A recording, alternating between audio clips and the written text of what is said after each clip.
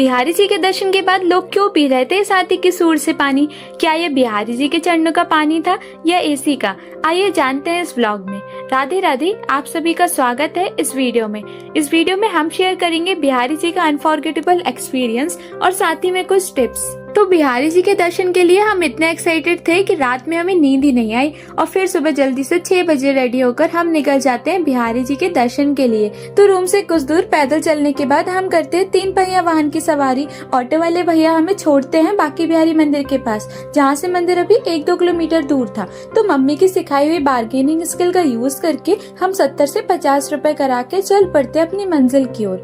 एक बात तो है, बिहारी जी के भक्तों का प्यार वृंदावन आकर ही पता चलता है और हमारे बिहारी जी चुटकियों में सभी परेशानियों का हल कर देते हैं। तो सबसे पहले हम रख देते अपने शूज को ये सू रैक पर, जो बिल्कुल निशुल्क सेवा थी। आप यहाँ अपने अकॉर्डिंग कुछ दान दे सकते हैं। तो शूज के बदले हमें मिलता है ये टोकन, जिसको हमें ऐसे संभालना था कि जैसे हम घूम जाएं लेकिन ये टोकन ना घूमे, नहीं तो हमें शूज नहीं मिलेंगे। आप चाहे तो अपने शूज अपने रूम पर भी रख कर आ सकते हैं।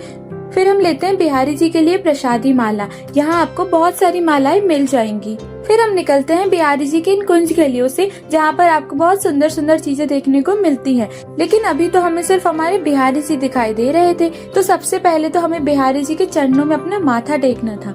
यहाँ थोड़ी भीड़ मिल सकती है, तो अपने पेरेंट्स और छोटे बच्चों का ध्यान रखिएगा। फिर राधे राधे जपते जपते हम निकल पड़ते हैं आगे की ओर। तभी हमें नजर आते हैं बिहारी जी के मित्रगण, जो बहुत ही नटखट थे। इनको फ्रूटी बड़ी प्रिय थी। उसके लिए तो ये आपका सामान लेकर भी भाग सकते हैं। आपको फ्रूटी पिलाकर अपना सामान लेना पड़ेगा। तो इसी के साथ हम आ गए थे बिहारी जी के मंदिर के करीब और हमें ऐसा लग रहा था मानो हम अपने आप को यही बिहारी जी के चरणों में खो दे। यहाँ से भीड़ बढ़ना शुरू हो गई और धक्का मुक्की भी चालू हो गई, लेकिन हम तो बिहारी जी के नैनों में खोए हुए थे और कब हम भीड़ के साथ साथ उनके चरणों तक पहुँच गए और माथा टेका है पता ही नहीं चला।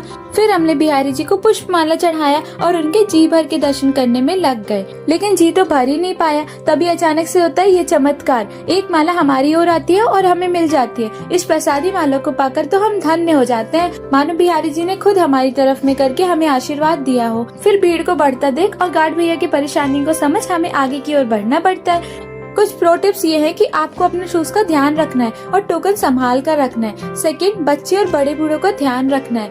थर्ड, ज्यादा ज्वेलरी या सामान लेकर मंदिर में नहीं जाना है, ज्यादा भीड़ होने के कारण आपका सामान घूम सकता है। फोर्थ, सुबह जल्दी उठकर दर्शन करने के लिए जाए, सुबह जल्दी आपको कम भीड़ मिलेगी। फिफ्थ, नटखट बंदरों से अपना सामान बचा कर रखे, अपने पर्स, वॉलेट, कैप ये सब संभाल कर रखें। फिर हम देखते हैं कि सभी लोग इस हाथी की सूर से पानी पी रहे थे। तो बांके बिहारी मंदिर के सेवार्थी गोस्वामी जी का कहना है कि बचपन से उन्होंने गर्भगृह के जल यानी बांके बिहारी मंदिर की परिक्रमा में हाथी की सूर से आते हुए जल को माथे से लगाया है। वो कहते हैं अगर बांके बिहारी जी के दरबार में एक लड्डू भी गिर जाए तो प्रसाद के स्वरूप माना जाता है। वैसे ही अगर ठाकुर जी के गर्भगृह से एक बूंद भी आ रही है तो वो साक्षात अमृत रूपी हो जाती है। चाहे वो एसी का जल हो, पुजारियों के हाथ धोने का जल हो या फिर ठाकुर जी महाराज की साफ सफाई का जल हो, क्योंकि वो ठाकुर जी के गर्भगृह से आ रहा है तो वो साक्षात अमृत रूपी है। आप सभी उसको अपने माथे से लगाकर बिहारी जी की कृपा और आशीर्वाद प्राप्त करें। इसी में अगर बाकी लोगों की सुने तो वो कहते हैं ये एसी का जल है, अमृत नहीं है। इस बात में आपका क्या कहना है कमेंट पे जरूर बताइए। वीडियो अच्छी लगी हो तो लाइक, कमेंट, सब्सक्राइब करना मत भूलिएगा। बेल आइकन जरूर प्रेस करिएगा, जिससे आपको हर एक वीडियो की नोटिफिकेशन मिल पाए और आप ऐसी कोई भी वीडियो को मिस ना कर दें। तो मिलते हैं नेक्स्ट वीडियो में। राधे राधे।